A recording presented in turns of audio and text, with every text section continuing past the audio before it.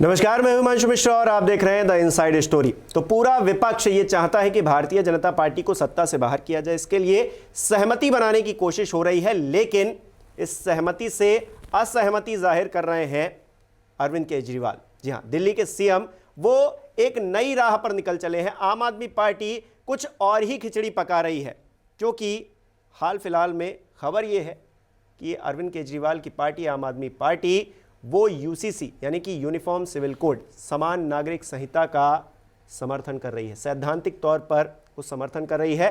हालांकि उसने ये कहा है कि क्योंकि हमारे देश में कई तरह के जो है धर्म हैं, तो सबसे मंजूरी लेनी चाहिए, सबसे चर्चा करनी चाहिए और इसे लागू किया जाना चाहिए। लेकिन यहाँ सवाल यूसीसी का नहीं है, उस विपक्षी गोलबंदी का हो रहा है, जिससे अलग, जिससे इतर अब अरविंद केजरीवाल चलते हुए नजर आ रहे हैं। बावजूद इसके वो पटना वाली जो 23 जून को बैठक हुई थी उसमें शामिल थे। क्या पक रहा है खिचड़ी, क्या है इनसाइड स्टोरी, जानने की कोशिश करेंगे। डॉक्टर संजीव त्रिवेदी जी वरिष्ठ पत्रकार हमारे बीच है। संजीव जी, यूसीसी तो एक बहाना है, कुछ और ही कहानी बनाना है। ऐसा लग रहा है कि शिमला की जो बैठक होनी है, तो पटना से शिमला जाते जाते जो ट्रेन है उसमें से कई सवारी उतर जाएंगी। उसमें पहली सवारी केजरीवाल जी होंगे, ऐसा लग रहा है। क्योंकि उस पटना कॉन्क्लेव के बाद होने वाले प्रेस कॉन्फ्रेंस में उनके शामिल नहीं होने का जो सबब है, वो ऐसा लगता है अब धीरे धीरे पहले ही उतर गए ट्रेन से। वो साफ होने लगा है। इस बात को समझिए हिमांशु कि आम आदमी पार्टी का जो प्रादुर्भाव है, जो उसका सतह पर आना है, पॉपुलर होना है, उसका कालखंड और भारतीय जनता पार्टी का राष्ट्रीय फलक पर छा जाने का कालखंड, दोनों एक है। 2014 से भारतीय जनता पार्टी उस स्थिति में है जहां वो देश की दशा दिशा तय कर रही है। बिल्कुल। और यही वो काल है जब आम आदमी पार्टी वो सामने आती है, उसका फॉर्मेशन होता है, उसका जन्म होता है और इतनी कम अवधि में वो राष्ट्रीय पार्टी बनती है। सही बात है। 2 राज्यों में चुनाव सरकारें हैं उनकी, दिल्ली और पंजाब। अब बाकी जो दल हैं जिनके साथ आपने उन्हें पटना में बिठाया था, उनकी स्थिति 2014 के बाद अब तक की देख लीजिए, तो उनकी स्थिति ये है कि अधिकतर जो है वो भारतीय जनता पार्टी से परेशान है, त्रस्त है। आधे तो सत्ता के बाहर हैं, जो सत्ता में है वो उनसे त्रस्त है और भारतीय जनता पार्टी उनसे त्रस्त है। और एक लड़ाई चल रही है, जिस कारण से सब लोग मिल करके चाहते हैं कि भारतीय जनता पार्टी को पुश आउट किया जाए। पर यह मजबूरी अरविंद केजरीवाल की है क्या? ये तो है नहीं। तो लॉजिक सपोर्ट नहीं कर रहा था शुरुआत से कि अरविंद केजरीवाल और भारतीय जनता पार्टी दोनों का एक समानांतर रेल की पटरियों की तरह आगे बढ़ते चले जाना। और उनके आगे बढ़ने की सबसे खास वजह यह है कि जो दूसरे विपक्षी दल हैं या दूसरी राजनीतिक पार्टियां हैं देश की, उनका धीरे धीरे कमजोर पड़ते चले जाना। और कांग्रेस के कमजोर पड़ने का लाभ भारतीय जनता पार्टी को अगर हुआ है, तो कांग्रेस के कमजोर पड़ने का लाभ अरविंद केजरीवाल को भी हुआ है। आप देख लीजिए दिल्ली में किसकी सरकार थी, आप देख लीजिए पंजाब में किसकी सरकार थी।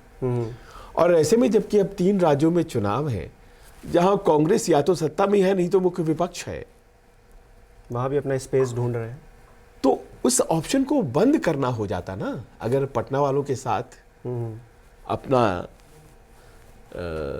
राजनीतिक जो भविष्य है उसको जोड़ लिया जाता, तो फिर तो न हरियाणा, न मध्य प्रदेश, न छत्तीसगढ़, न राजस्थान, इन सब जगहों पर तो फिर अपने आप को लिमिट करना पड़ जाता। तो क्या अरविंद केजरीवाल की ये राजनीति चल रही है कि अपने आप को थोड़ा दूर रखें, और दूसरी चीज़ ये भी कि वो ऐसे मुद्दे तलाश रहे हैं जिनसे सहमति ना बन पाए, जैसे कि अध्यादेश को लेकर तो कांग्रेस बिल्कुल साफ साफ नहीं कह रही है कि हम आपका सपोर्ट करेंगे।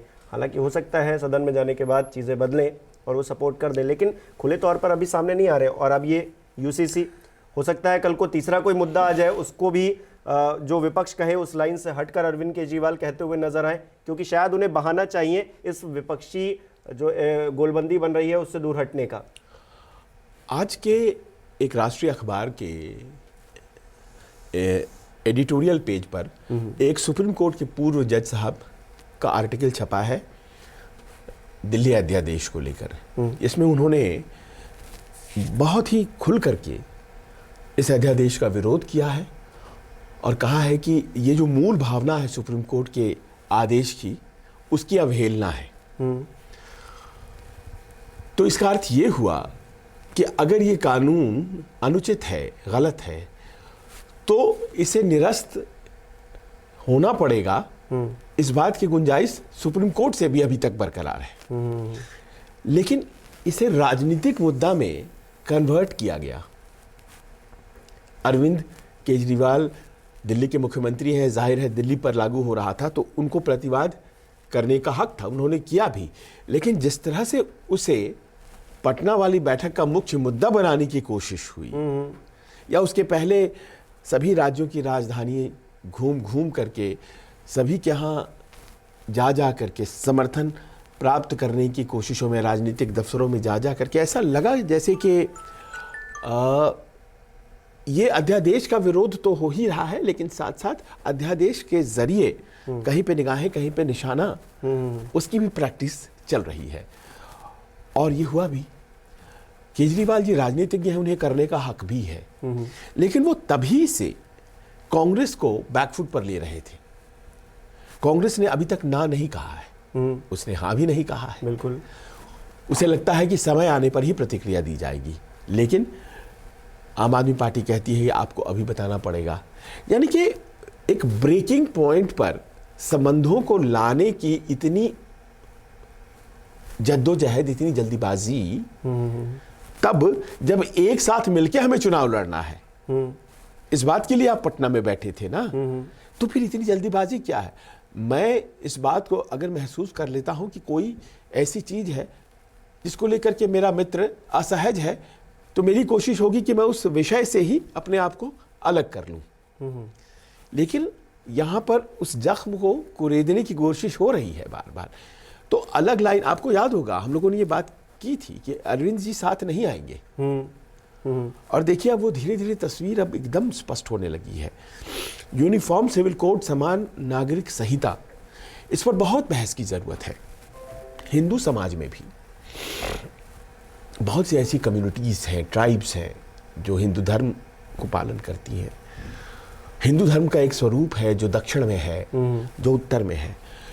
समान नागरिक संहिता सब पे लागू नहीं हो सकता है।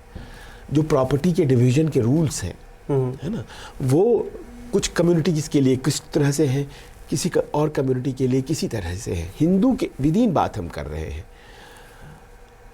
अगर आप ये जो विवाह और तलाक वाली बात है, मेन मसला तलाक का था, 3 तलाक का था। 3 तलाक तो अलग से कानून बना के पहले ही सॉल्व कर दिया गया, उसे अवैध करार दे दिया गया है हमारे देश में। तो ऐसा नहीं है कि उसके ऊपर कोई एक आम सहमति with in the Hindu society है। जो आंदोलन अरविंद केजरीवाल ने 2011 में कांग्रेस के खिलाफ चलाया, वो आंदोलन भ्रष्टाचार के सवाल पर, और उस आंदोलन में जो चेहरे उन्होंने निशाने पर लिए थे, पटना में उन्हीं के साथ वो बैठे हुए थे, लालू, पवार, और उनसे ये सवाल हो रहे थे।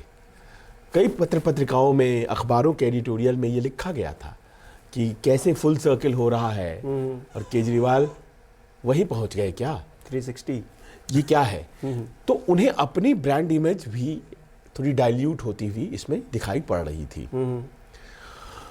एक पब्लिक कॉन्फिडेंस को उन्होंने अपनी तरफ किया था, और एक वैक्यूम बना था उनके आंदोलन से। लोगों का एक हौसला टूटा था उस वक्त की सरकार में कि क्या ये तो पूरा भ्रष्टाचारी हैं ये लोग, 2G भी है और ये भी है और कोल स्कैम भी है और ताबूत घोटाला भी वगैरह वगैरह।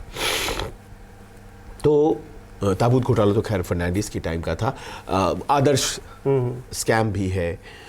तो क्या है ये? और फिर ये मंत्री जो हैं ये केवल अपनी चिंता करते हैं। और तो इस तरह का उन्होंने एक सड़क से आंदोलन, जो उस वक्त वो आंदोलन इतना प्रबल हुआ कि उसने उस सरकार को मिट्टी में मिला दिया। 44 सीटों पर आ गई कांग्रेस पार्टी, क्योंकि एक वैक्यूम बन गया, उनके प्रति अविश्वास हो गया। पर दिक्कत क्या हुई कि इसके बेनिफिशियरी, पहले बेनिफिशियरी जो थे वो केजरीवाल ही थे, पर उनके पास इंफ्रास्ट्रक्चर नहीं था, उनके पास वो पार्टी नहीं थी। आप याद करें 2013 का चुनाव, शीला दीक्षित के खिलाफ जीवन का पहला चुनाव वो लड़ रहे थे, और दिल्ली की कंस्टिट्यूएंसी गोल मार्केट, जहां से शीला जी लड़ा करती थी, और शीला जी के खिलाफ जीवन का पहला चुनाव वो शीला दीक्षित के खिलाफ ही लड़ गए, जो 15 सालों से मुख्यमंत्री दिल्ली की, और 25,000 वोटों से हरा दिया। आप सोचिए कि 2000 उस वक्त तक नरेंद्र मोदी राष्ट्रीय पटल पे चुनाव लड़ करके आए नहीं थे। वो मंसूबा बना रहे होंगे, भारतीय जनता पार्टी तैयारी कर रही होगी। पब्लिक की कॉन्फिडेंस जो है इतना ज्यादा अरविंद केजरीवाल और उनके आंदोलन में हो गई थी कि 15 सालों के मुख्यमंत्री, और उसी दिन कांग्रेस को पता लग गया था कि 2014 मुश्किल होने जा रहा है। उसके बाद तो एक के बाद एक चीजें आती चली गई। भारतीय जनता पार्टी को यह पता लग गया कि कांग्रेस की जड़ें यह व्यक्ति हिला चुका है, पर उनके पास वो व्यवस्था नहीं थी। ऐसा नहीं था कि वो महाराष्ट्र में भी चुनाव लड़ा सकते थे, मध्य प्रदेश में भी चुनाव लड़ा सकते थे, ऐसा नहीं था। वो दिल्ली में लड़ा सकते थे, पब्लिक ने दिल्ली में दिया उनको सरकार, दोबारा दी सरकार, पंजाब में दे दी सरकार, जहां जहां उनके पास इंफ्रास्ट्रक्चर। तो उनकी एक ब्रांड इमेज 2014 में बनी। उसी आंदोलन के दूसरे लाभार्थी मोदी जी थे। मोदी जी एक यूनियन गवर्नमेंट के रिप्लेसमेंट के रूप में केजरीवाल तो आ नहीं सकते थे, केजरीवाल उस शख्सियत के काबिल उस वक्त हुए नहीं थे। तो किसको दिया जाए, क्योंकि अब इसे तो हटाना है। पब्लिक ने ये मन बना लिया था, मनमोहन सिंह, कांग्रेस, सोनिया गांधी, राहुल गांधी, ये हटाए जाए, नया किसको लाया जाए। तो केजरीवाल जी ने ये विश्वास बनाया अपने ऊपर, लेकिन अब उस खाई को भरने के लिए, क्योंकि उनकी व्यवस्था थी नहीं, तो एक तैयार थे, मोदी जी चले। So BJP was the beneficiary of that movement which was initiated by Kejriwal. तो आज तक इस बात को केजरीवाल बखूबी जानते हैं कि उनका नेचुरल अलाई कांग्रेस नहीं है, ना हो सकता है। उनकी राजनीति वहां से शुरू होती है। लेकिन वो जिस तरह से बिहेव करते हैं, भाषण में बातें कहते हैं, वो जा तो भारतीय जनता पार्टी के साथ भी नहीं सकते हैं। तो ऐसे में फिर से वहीं जिक्र, जब खम्मम की रैली हो रही थी, क्या कोई ऐसा फ्रंट बन रहा है जो कांग्रेस के खिलाफ भी है और भारतीय जनता पार्टी के खिलाफ भी है? ऐसे में दो चेहरे तो साफ तौर से, केसीआर तो बिल्कुल पटना वाली बैठक से ही अलग थे, तो वो तो एक अलग है ही। अरविंद केजरीवाल जिस तरह की बातें कर रहे हैं, जिस तरह के शर्तें रख रहे हैं, उससे लग रहा है कि वो भी अलग। नवीन बाबू हो गए, तमाम लोग ऐसे अभी भी हैं जो अगर जुड़े तो एक थर्ड फ्रंट बन सकता है। लेकिन वो कितना कारगर रहेगा, क्योंकि उसमें कांग्रेस नहीं होगी, और कांग्रेस ही ऐसी पार्टी है जो पूरे देश में है, बाकी सब तो क्षेत्रीय दल है। आपकी इन बातों से एक जो तस्वीर बनती है, उसमें मुझे विखंडित विपक्ष अभी से दिखाई पड़ रहा है, खेल बिगाड़ने वाला। और आप ये समझ लें कि टूटा हुआ विपक्ष, उसका स्वरूप कैसा बन रहा है। एक वो विपक्ष जिसके साथ कांग्रेस है, और एक वो विपक्ष जो कांग्रेस विहीन है, जो गैर भाजपा, गैर कांग्रेस वाली थियरी में यकीन रखता है, और उसका मॉडल तैयार है। पूर्व में चलिए तो ममता बनर्जी हैं, गैर कांग्रेस, गैर बीजेपी की लाइन लेती हैं। अभी पंचायत चुनाव वहां चल रहे हैं, और क्या पता देर सवेर वो भी यही लाइन ले ले। अभी तो उन्होंने धमकी तो दे ही दी है कि अगर आप ऐसे करेंगे तो फिर हम आपके साथ नहीं। बगल के राज्य में चलिए, उड़ीसा, नवीन बाबू वही लाइन लेकर चल रहे हैं, गैर कांग्रेस, गैर बीजेपी। उससे बगल के राज्य में चलिए तेलंगाना और आंध्र प्रदेश, वहाँ भी यही लाइन चल रही है, गैर कांग्रेस गैर बीजेपी। तो केजरीवाल दरअसल उस मॉडल को लेकर उत्तर में आना चाह रहे हैं, और ये गैर कांग्रेस गैर भाजपा का ये हिंदी पट्टी में कोई जो मॉडल है वो एग्जिस्ट नहीं करता है। या तो विपक्ष में कांग्रेस है और बाकी के दल हैं, और नहीं तो सामने में बीजेपी है। लेकिन एक नई धारा, यही है आपका खेल। तो अब आपका खेल कितना सक्सेसफुल होगा ये लेकिन देखने वाला देखिए, होगा। इनकी सक्सेस में बीजेपी की सफलता भी है। इस बात को भी आपको पकड़ना होगा कि बीजेपी की सफलता से अरविंद केजरीवाल को तब तक दिक्कत नहीं होती है जब तक बीजेपी उनके खिलाफ सफल नहीं होती है। लेकिन जहां जहां बीजेपी सफल हो रही है और आम आदमी पार्टी वहां नहीं है, वो बीजेपी कांग्रेस के खिलाफ सफल हो करके दरअसल आम आदमी पार्टी की जमीन भी बना रही है। क्योंकि विपक्ष के तौर पर आम आदमी पार्टी ही अब वो विकल्प है। कांग्रेस जिसे कहते हैं खलास, वो यही तो लाइन 2014 से लेकर के अभी तक आ रहे हैं। लेकिन अभी मुझे लगता है कि उसके लिए काफ़ी टाइम, और क्योंकि आपने कहा ना कि वो स्पेस नहीं है, वो अभी उतनी हर जगह एक्सेप्टेंस नहीं है। कांग्रेस के आप नॉर्थ से लेकर साउथ तक चले जाइए तो एक्सेप्टेंस कहीं ना कहीं है, उनके जो वोटर हैं वो हैं, आपको हर जगह मिल जाएंगे। लेकिन आम आदमी पार्टी इधर इलाकों को छोड़ दीजिए तो बाकी कहाँ पर कोई एक्सेप्ट कैसे करेगा? यहाँ पर देखिए, एक पॉलिटिकली रिस्की कदम है ये जब आप समान नागरिक संहिता का समर्थन करते हैं। क्योंकि अरविंद केजरीवाल को मैं जानता हूं, दिल्ली में तमाम मुस्लिम समुदाय के वोट मिलते हैं, है ना। तो क्या वो और आप जान रहे हैं मुस्लिम समुदाय इस समान नागरिक संहिता के खिलाफ खड़ा है, बावजूद इसके वो ये लाइन ले रहे हैं। तो क्या वो एक नए वोट बैंक की तरफ भी देख रहे हैं? और वो क्योंकि संविधान की दुहाई देते देते जब अध्यादेश की बात करते हैं तो यहाँ भी कह रहे हैं हाँ संविधान में भी तो इस बात का जिक्र है, तो वो एक चीज को और पकड़ लिया, एक चीज उनको और कॉमन मिल गई। संविधान को अपनी तरह से इंटरप्रेट कर रहे हैं। एक इंटरप्रिटेशन तो ये भी है ना कि ये directive principle of state policy में है, आर्टिकल 44 में है, ये फंडामेंटल राइट में नहीं डाला गया है। अगर आप देखिए this is part 3 of the constitution नहीं है, पार्ट 4 ऑफ द कॉन्स्टिट्यूशन है। तो पार्ट 4 अगर संविधान निर्माताओं को ये जरूरी लगता तो वो उसको पार्ट 3 में डालते, लेकिन वो जानते हैं कि देश में जो विविधता है उसको भी अपना स्पेस चाहिए। और कभी हो सकता है कि इस देश में स्वतः स्फूर्त लोगों की तरफ से ही यह डिमांड आ जाए, तो उसको अभी फिलहाल डीपीएसपी यानी कि directive principle of state policy, राज्य के नीति निर्देशक सिद्धांत, उसमें रखा गया।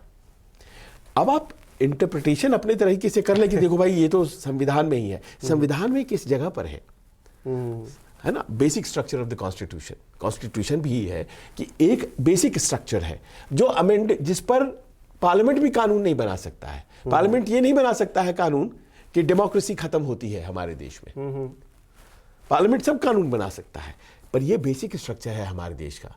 यहाँ चुनाव होंगे, सरकारें बदलेंगी, बिल्कुल इसे नहीं बदल सकता है वो। तो संविधान को अपने तरीके से इंटरप्रेट करने का पढ़े लिखे लोगों में शगल होता है, और विद्वान राजनीतिज्ञ हैं केजरीवाल जी। लेकिन जो हो रहा है, जिस तरफ मामला जा रहा है, उसमें शिमला वाली जो गाड़ी है ना, उसमें मुझे तो बहुत ऐसा लग रहा है कि पैसेंजर जब वहाँ उतरेंगे शिमला के स्टेशन पर तो 2-4 लोग कम दिखाई पड़ेंगे। और हो सकता है को 2-4 जुड़े हुए भी दिखाई दे।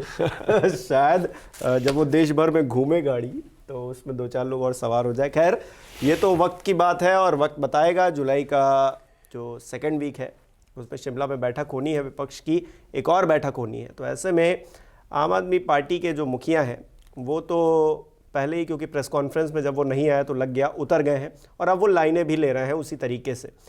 सवाल यूसीसी का समर्थन करना या विरोध करना नहीं है, लेकिन वो जो विपक्षी एकता है, जो कांग्रेस लाइन लेकर चल रही है, उससे अलग लाइन लेना है, ऐसा नजर आ रहा है अरविंद केजरीवाल के जो हाव भाव हैं उससे। आपको क्या लगता है इस मुद्दे पर? हमें कमेंट करके जरूर बताएं। बहुत बहुत शुक्रिया।